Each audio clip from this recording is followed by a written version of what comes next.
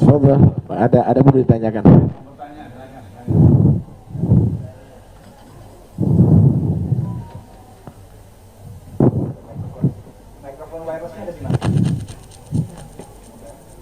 Tak ada. Oh, baik. Perempuan diam.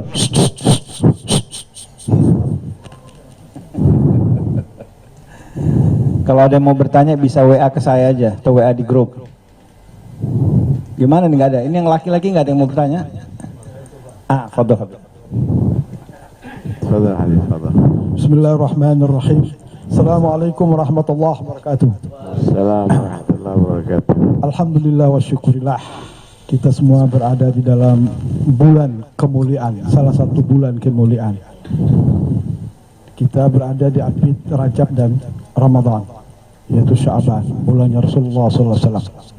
Tentu kita pada bulan ini dianjurkan lebih banyak kita membaca selawat pada Rasulullah SAW. Di samping kita bisa mengaji dan lain sebagainya dan zikirullah.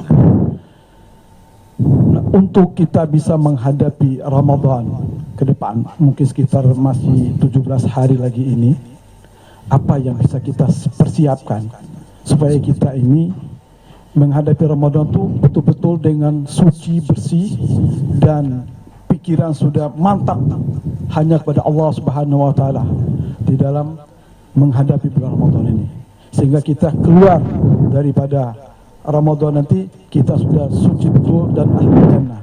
Terima kasih. Assalamualaikum warahmatullahi wabarakatuh. Assalamualaikum. Nah, jadi persiapan Ramadan itu persiapan secara fisik, secara kejiwaan, secara materi. Orang-orang dulu secara materi mempunyai tabungan mingguan sama tabungan tahunan. Asal pakai minggu biasa nih.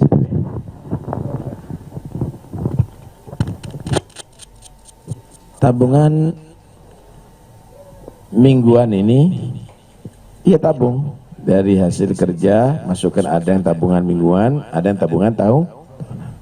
Hari Kamis dibuka untuk tabungan. Ini adalah untuk biaya hari Jumat, malam Jumat dan hari Jumat, dan full untuk ibadah kepada Allah, tidak mau diganggu urusan dunia. Tahunan, tabungan tahunan dibuka akhir bulan Sya'ban. Ini adalah biaya untuk 1 bulan Ramadan, tidak mau diganggu dengan urusan dunia. Tapi kalau kita kan enggak, lebih banyak kita kulak barang untuk bulan Ramadan. Akhirnya bukan bulan ibadah tapi bulan dagang, jadi balik. Kemudian persiapkan dengan badan yang sehat. Karena itu kita dianjurkan mulai bulan Rajab banyak puasa sampai bulan Sya'ban, sehingga kita tidak mengawali ada di bulan Ramadan puasa akhirnya kena lambung nanti. Dibiasakan malah mulai bulan Rajab itu. Kesehatan diprimakan, ya, jangan sampai sakit begitu, sehingga full Ramadan tanpa ada gangguan fisik. Kemudian secara kejiwaan, bersihkan jiwa. Di sini biasanya sih kita ini sedekah nunggu Ramadan. Sebetulnya jangan. Sedekah sebelum Ramadan. Ini orang-orang penuh ini kebutuhannya, yang orang nggak punya di ibadah itu, kebutuhannya untuk bukanya, untuk sahurnya, supaya dia ibadahnya di bulan Ramadan nggak berpikir tentang masalah biaya, sehingga Anda akan mendapatkan pahala ibadahnya dia, karena Anda membantu untuk tidak terganggu ibadahnya. Kalau perlu untuk biaya hari rayanya, tapi kita enggak, kita pepet mau hari raya, udah banting tulang ada di awal Ramadan, terakhir baru kita bantu. Kemudian kesalahan kita kepada keluarga kita sering maafkan sebelum masuk Ramadan. Karena itu di malam nisfu Sya'ban itu malam di mana Allah mengampuni dosa, kecuali ada beberapa orang yang tidak ampun dosa. Yang durhaka kepada orang tua, kemudian pecandu minuman khamar, kemudian diantaranya adalah orang yang bertikai. Maka Allah katakan jangan kamu ampuni sehingga keduanya berdamai, berdoanya rukun. Ini dalam rangka mempersiapkan, sucikan antara kita dengan manusia sebelum masuk Ramadan, sehingga tinggal kita bersihkan dosa-dosa kita, kekurangan kita dengan Allah Subhanahu wa taala lewat puasa Ramadan. Begitu peningkatan ibadah akan signifikan nantinya jika kita punya persiapan yang maksimal untuk menyambut bulan Ramadan. Kalau kita kan mempersiapkan makanan untuk bukanya sama makanan sahurnya, kita persiapkan dendeng, kita persiapkan macam-macam itu. Puasanya nggak dipikir gimana puasa yang istimewa. Qiyamulailnya nggak dipikir gimana qiyamulailnya, itu adalah bernilaikan full ibadah gitu. Nah, mungkin itu sebagian persiapan untuk bulan Ramadan. Nah.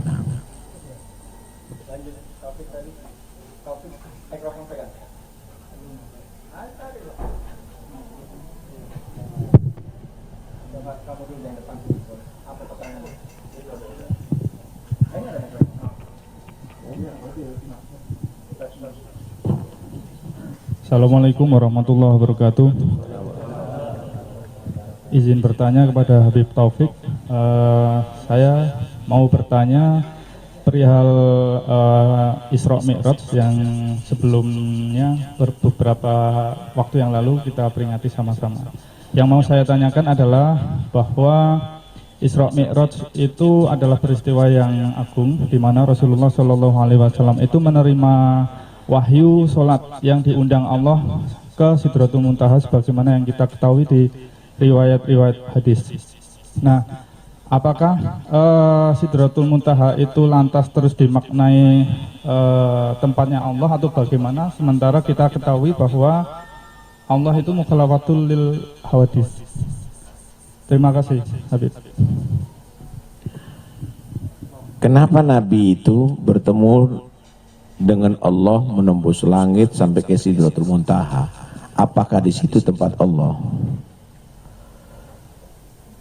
Saya mau tanya, kenapa Anda kalau sholat itu menghadap kiblat? Apakah Allah itu ada di Ka'bah? Bukan. Bukan ada di situ Allah Subhanahu wa taala. Kamu menghadap ke sana karena memang Allah menjadikan Ka'bah sebagai kiblat sholat. Sidratul Muntaha itu bukan tempatnya Allah, tapi Allah menyediakan tempat untuk Nabi Muhammad bertemu dengan Allah. Sebagaimana Tursina itu adalah Allah jadikan tempatnya Nabi Musa untuk bisa berbicara kepada Allah. Bukan berarti Allah ada di Turisina sehingga Nabi Musa mendengarkan kalam Allah. Allah jadikan Tursaina adalah tempat untuk Nabi Musa mendengarkan kalam Allah. Wa kallamallahu Musa taklima. Allah jadikan Sidratul Muntaha tempat Nabi Muhammad untuk bisa bertemu dengan Allah. Bukan Allah bertempat ada di Sidratul Muntaha. Itu adalah salah pemikirannya. Karena Allah itu adalah menguasai mana-mana. Bukan Allah itu di mana-mana, tapi menguasai manapun. Jangan katakan Allah di mana-mana. Berarti Allah itu ada bertempat, tapi Allah itu menguasai manapun.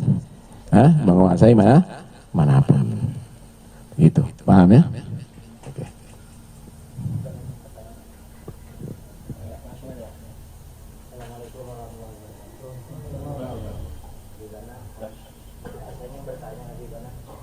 Bagaimana cara ketika kita beribadah di bulan Ramadan, kita khusus di bulan Ramadan, namun bagaimana ibadahnya ketika setelah keluar dari bulan Ramadan? Kadang kita di bulan Ramadan khusus sampai kita tahajud setiap malam, dan setelah keluar dari Ramadan hilang begitu saja. Itu apakah tanda Iya. yang harus kita perbaiki di bulan Ramadan atau bagaimana? Kenapa di bulan Ramadan kita bisa khusyuk, di luar Ramadan kok nggak kita jaga? Iya. Memang menjaga itu adalah lebih sulit daripada membuat. Nah, kalau Anda punya mobil atau sepeda motor, kalau kepingin kelihatan baru terus, jadi jaga jangan sampai kotor. Kotor dikit dibersihkan, kotor dikit dibersihkan. Hah? Kalau Anda punya baju yang bagus, bukan berarti harus kita kotori, tapi jaga jangan sampai kotor. Kotor ya dibersihkan, kotor ya dibersihkan. Kalaupun Anda punya iman, Anda punya Islam, di Ramadan kita bersihkan. Di hari raya dan setelahnya jaga jangan sampai kotor lagi. Itulah orang berakal. Tapi ketika sudah kotor dibersihkan, dikotorin lagi, ini orang nggak waras. Karena itu dikatakan bukan hari raya itu pakaiannya yang baru, tapi ketaatannya meningkat. Meningkatkan ketaatan berarti membatasi waktu kamu untuk tidak maksiat. Mata jika banyak digunakan baca Quran berarti mengurangi mata untuk melihat yang tidak diridhoi Allah. Telinga kalau digunakan untuk mendengarkan yang diridhoi Allah berarti semakin jauh daripada yang tidak diridhoi Allah. Ini yang disebut innal hasanat yudhibnas sayyi'at. Kebaikan itu akan menyisihkan daripada kejelekan. Itu tugas, memang sulit, tapi itu adalah tugas. Itu adalah tugas. Tugasnya pencuci piring misalnya. Ya setiap ada piring kotor dicuci sehingga selalu bersih piringnya. Tugasnya pembersih rumah. Ya setiap saatnya kelihatan sampah dikit dibersihkan sehingga kelihatan bersih terus. Tugas kamu membersihkan jiwa kamu daripada dosa. Nah, karena itu setiap Anda melakukan dosa bersihkan. Istighfar, taubat kepada Allah, meningkatkan ibadah kepada Allah Subhanahu wa taala. Itu tugasnya. Dan itu sulit memang. Paham ya? Nah, itu harus kita lakukan karena tugas dari tugas ilahi.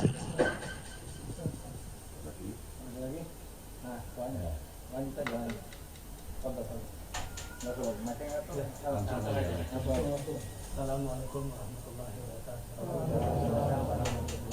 Ana mau bertanya, di kala bulan puasa di tengah siang berhubungan sama istri hukumnya gimana? Itu aja. Bulan puasa, kalau orang itu puasa melaksanakan puasa Ramadan berhubungan dengan istri dalam arti berkumpul bersenggama dengan sengaja, dan ingat kalau itu adalah haram, tahu itu haram, ingat dengan sengaja, ingat bukan lupa, maka dosa wajib dia tadi itu menggodoi puasa dan membayar kafarah, membebaskan budak jika ia tidak dapat berpuasa 2 bulan berturut-turut. Jika tidak mampu maka dia harus memberi makan 60 orang miskin. 60 orang miskin. Tapi itu kalau memang dia sadar. Misalnya nggak sadar, pikun misal nih, maka dia tadi itu dinyatakan tidak berdosa. Atau lupa sama dengan orang makan lupa. Barangkali lupa cap apa nggak paham mana, maka hukumnya tetap sah dan tidak wajib qadha. Sah, ya bukan halal. Lupa kok. Lupa sama dengan orang lupa makan tuh. Allah alam lupa model apa itu nggak paham mana. Ya, karena itu makruh walaupun melihat suami dalam keadaan berpuasa dengan syahwat, makruh dengan syahwat ya, Kalau ngelihat tanpa syahwat nggak apa-apa, apalagi melihat orang lain. Kadang-kadang kita melihat orang cantik ada di TV, nah itu bisa menghilangkan pahala puasa itu. Dikatakan makruh karena tidak membatalkan puasa, tapi sebenarnya menghilangkan pahala puasa. Khamsun yufattirna shaim, kata Nabi. Ada 5 perkara yang membuat pahala puasa tadi itu hilang. Al-kadzib, bohong. Wal ghibah, menggibah. Wan namimah, ngadu domba. Wal yaminul kadzibah, sumpah palsu. Wan nadhar bi syahwah, melihat dengan syahwat walaupun kepada yang istrinya yang halal. Itu jangan ente pandang-pandangan sama istri. Malam silahkan, siang hari jangan, demi untuk menjaga kesempurnaan puasa gitu. Nah, ada yang lain.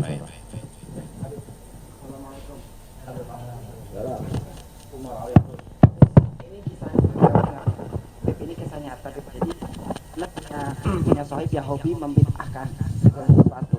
Bid'ahkan sesuatu. Jadi kita baca maulid bid'ah, kita siar segala macam.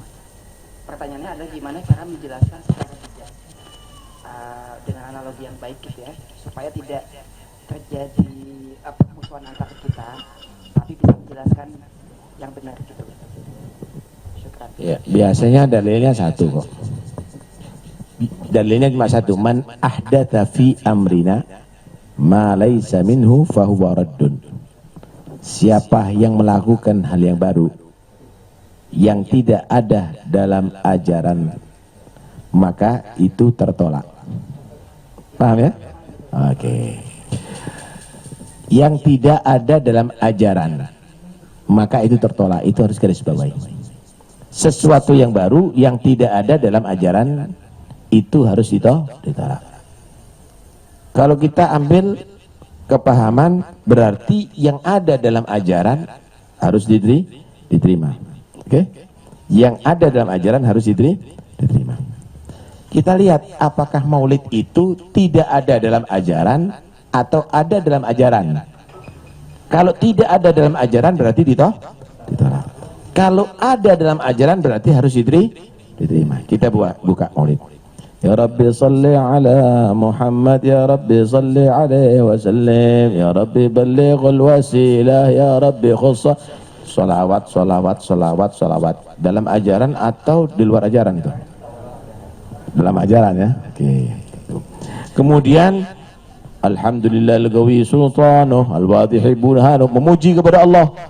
Alhamdulillah al-wali ghalib al-wali talib, dan seterusnya, memuji kepada Allah dalam ajaran atau di luar ajaran.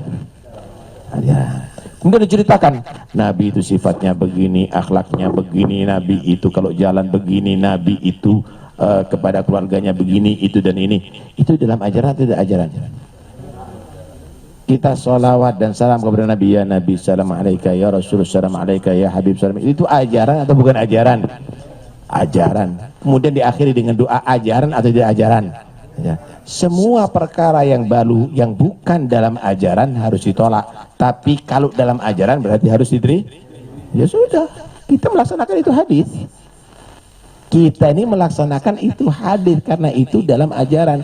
Bukan yang tidak dilakukan oleh Nabi berarti tidak boleh. Nggak ada. Arti hadisnya nggak begitu. Bukan yang tidak dilakukan oleh Nabi tidak boleh. Segala perkara yang baru yang tidak ada dalam ajaran itu harus ditolak. Bukan yang tidak dilakukan oleh Nabi itu ditolak. Enggak, keliru. Dia mengartikan hadis itu keliru. Kita mengamalkan hadis itu.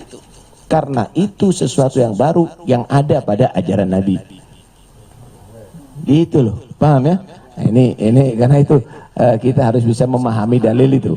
Jadi pemutar balikan dalil.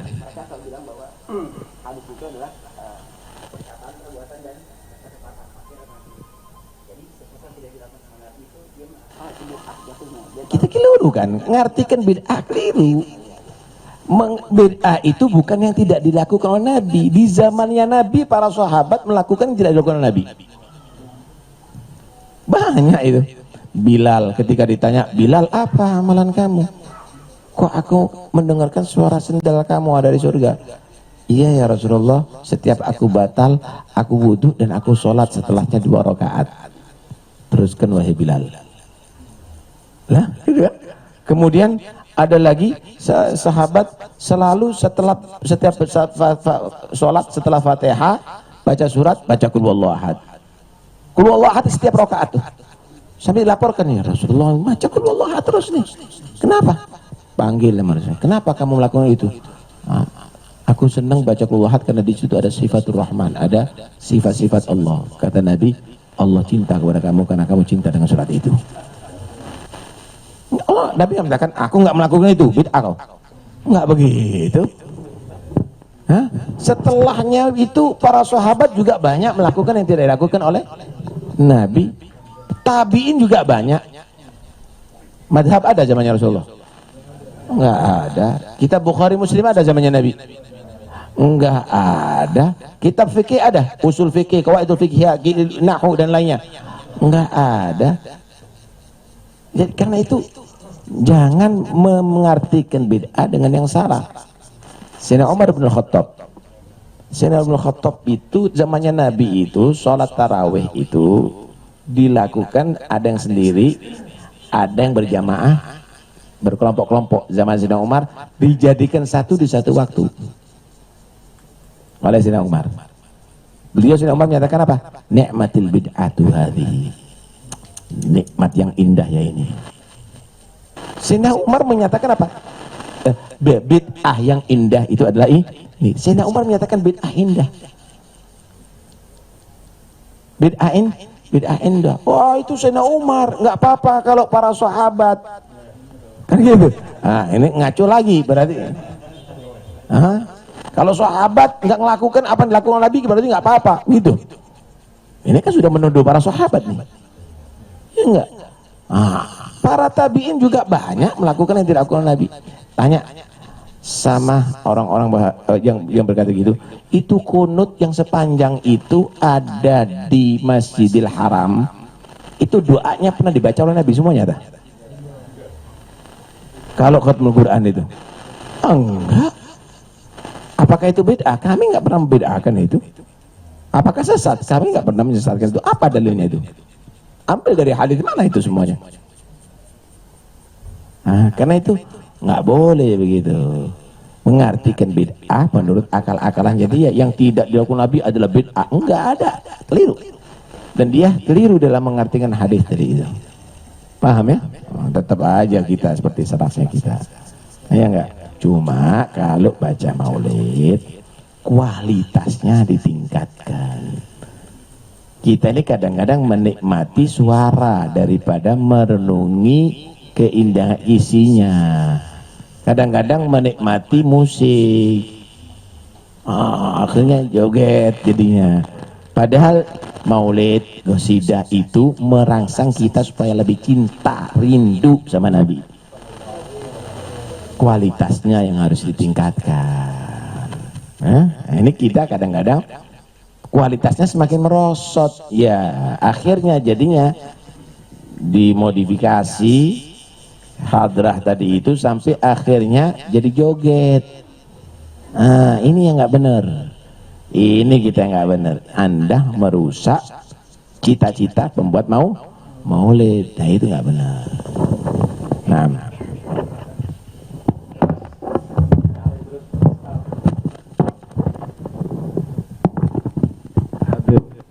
Umar ini termasuk anak punya sohib. Beliau profesional, pemain bursa saham. Ini alhamdulillah bisa hadir. Biasanya ngajar tentang keuangan. Kita kalau mau bertanya tentang investasi masa depan, ini urusan materi ya.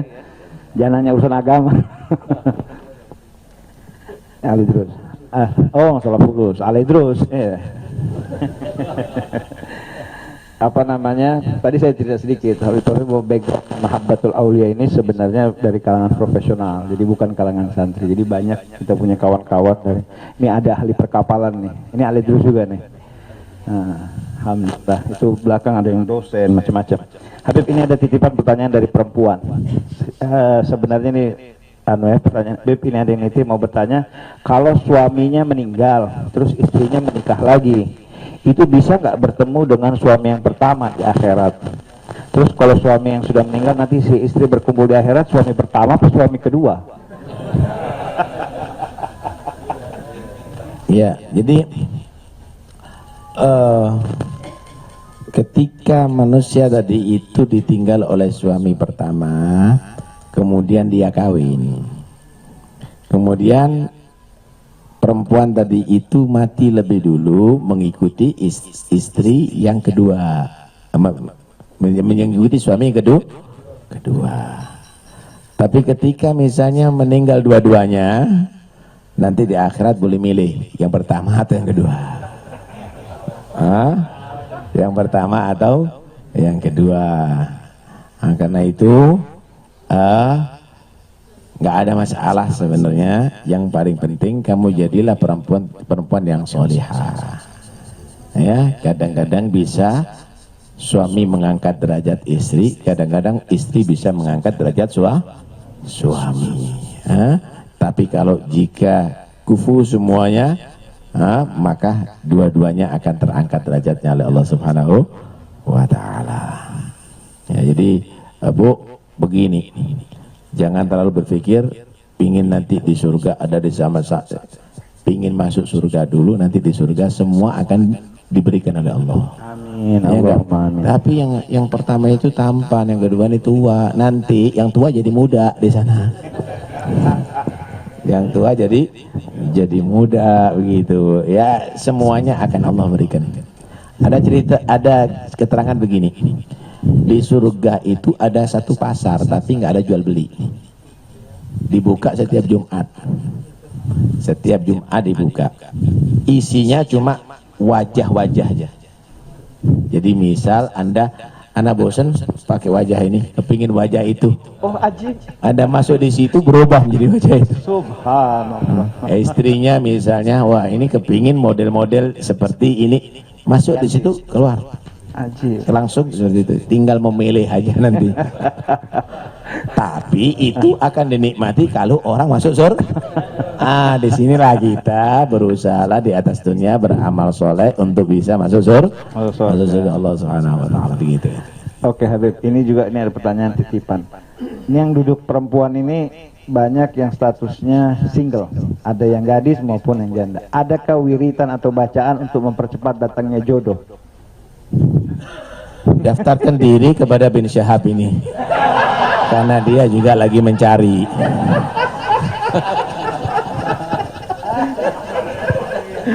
Ya, jadi begini.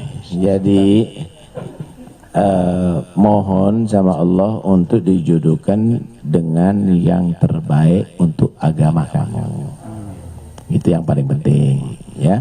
Yang kedua, persiapkan diri kamu sesuai dengan cita-cita suami kamu. Kalau ingin jadi istrinya ustadz, ya kamu harus gimana caranya. Lah kalau suka nyanyi, ya nggak klop jadinya. Lah kalau suka nonton TV, ya nggak klop. Ya mungkin suka ngaji, kemudian ditutup auratnya, kemudian tawaduknya. Kalau menjadi istrinya tentara bagaimana, seterusnya dan seterusnya. Karena itu ketika kamu bisa mempersiapkan itu, mohon kepada Allah, nanti Allah jodohkan sesuai dengan harapan kamu, dan itu yang dicari oleh suami-suami harapan kamu, sehingga persis nantinya. Itu namanya serasi, itu namanya sejati nantinya, gitu ya. Nah, minta aja sama Allah ya, insya Allah akan Allah pertemukan nantinya. Kadang-kadang pertemuan jodoh itu nggak sengaja. Lihat itu Nabi Musa alaihissalam ketika dikejar-kejar sama Fir'aun sampai ke Madian, ketemu dua orang perempuan, ditolong sama Nabi Musa. Nggak taunya putrinya Nabi Syu'aib. Ya nggak, ditawarkan sama Nabi Syu'aib. Bu, akhirnya diminta sama Nabi Musa, kemudian tapi kamu harus mondok di sini selama 8 tahun. Kalau mau sempurna 10 tahun boleh. Ala anta jurani thamaniya hijat fa in atmamta 10 famin indik wa ma uridu an asyukra alaik. Nah, akhirnya terjadilah perjodohan ada di sana. Enggak sengaja, karena itu enggak usah cari-cari dari aplikasi atau dari, enggak usah. Nanti akhirnya ketemunya yang asalnya wah jadinya ayah gitu. Nah, kenapa? Kelihatannya cantik, ternyata kelihatannya tampan, ternyata nggak usah begitu. Pasrahkan sama Allah, biar Allah yang konekkan. Iya, biar Allah yang konekkan. Mungkin itu pesan daripada Al-Faqih. Ada Cukup. pertanyaan lagi? Satu pertanyaan Satu terakhir. pertanyaan terakhir. Oke. Sudah? Itu. Orang yang tahu. Oh, udah langsung aja, langsung. Masalah. Pernah alamin juga, jadi lidah itu selama muda sampai meninggal nggak nikah. Apakah itu suatu jodoh apa tidak jodoh? Pernah ada. Seorang perempuan tuh. Perempuan. Jadi memang kadang-kadang Allah Subhanahu wa taala itu takdirkan dia tidak menikah. Ada beberapa perempuan yang memang dia tadi itu ditakdirkan tidak menikah. Ada yang memang ditakdirkan untuk menikah. Cuma jangan menolak untuk menikah, itu nggak benar. Ketika mampu, kecuali misal ada sakit, ya nggak mungkin dia melaksanakan itu pernikahan, ya nggak ada masalah itu. Tapi kalau nggak ada udzur, jangan dong. Carinya terlalu model-model, ya buat makhluk sendiri aja ente. Jangan, ya jangan model-model, jangan terlalu. Nah, ada satu cerita begini, tapi cerita ini lucu. Di Ihya diceritakan. Ada satu perempuan cantik, laki-lakinya jelek. Akhirnya si laki-laki itu ngomong sama istrinya, "Dek, Masya Allah," katanya, "Ana ini selalu bahagia dan syukur punya istri seperti kamu, solihah, cantik lagi." Kata suami, "Iya mas, saya ini juga beruntung dapat kamu walaupun gak ganteng," katanya. "Kenapa? Aku selalu dapat pahalanya sabar setiap saatnya," kata.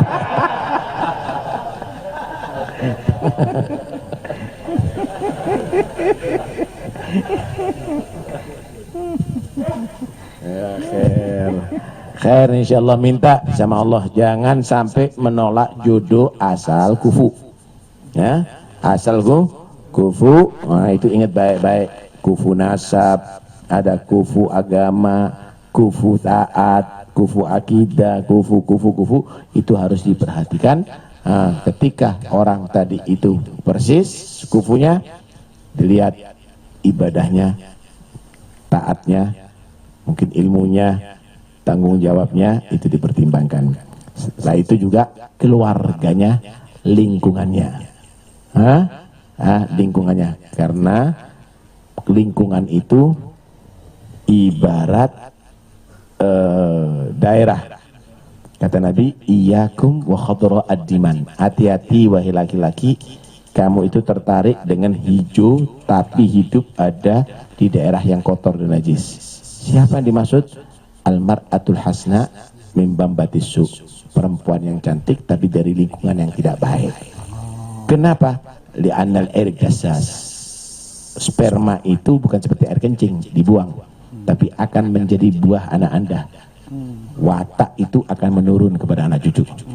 Ketika dari lingkungan yang tidak baik, nanti khawatir anak cucu kamu tidak baik. Nanti kan bisa kita didik, kita bisa itu. Kalau panjang umur, kalau nanti mati, siapa yang mendidik? Suami ke istri kamu yang tidak benar, atau suami kamu yang tidak benar. Karena itu ukur segala sesuatu, baik itu laki-laki atau perempuan, agamanya. Setelah kufu, agamanya. Adapun harta, insya Allah jadi berkah, asal niatnya bagus, asal niatnya baik. Iyakunu fuqara yughnihimullahu min fadli. Kalau kamu jadi orang fakir, asal kawinnya tadi itu karena Allah, bagus niatnya, Allah akan jadikan cukup kehidupan kamu. Jangan-jangan yang menjadikan sukses pekerjaan kamu karena sebab kawin. Mujur nantinya, ya enggak? Jadi mujur. Mudah-mudahan insya Allah yang belum dapat jodoh, amin, segera dapat jodoh. Amin.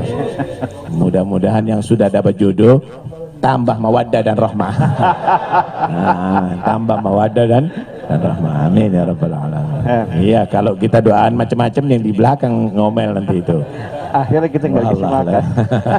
Di boykot. Wallahualam. Nggak berani anak ngomong foto.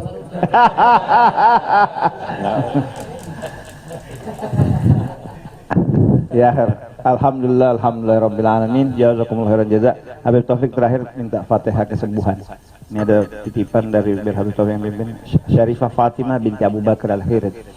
فاتحة بنت الشفاء للشريفة فاطمة بنت أبو بكر الخيرت وجميع مرضانا أن الله يذهب عنا وعنه الأسقال العالم ومن علينا وعليهم الجميع الصحة والعافية التامة الظاهرة الباطنة السلام علوية شفاء عاجل والفن شامل وعلى هدينا يكون صالحة وإلى النبي الفاتحة. فاتحة. أعوذ بالله بسم الله الرحمن الرحيم الحمد لله رب العالمين الرحمن الرحيم مالك يوم الدين إياك نعبد وإياك نستعين صراط الذين أنعمت عليهم غير المغضوب عليهم ولا الضالين.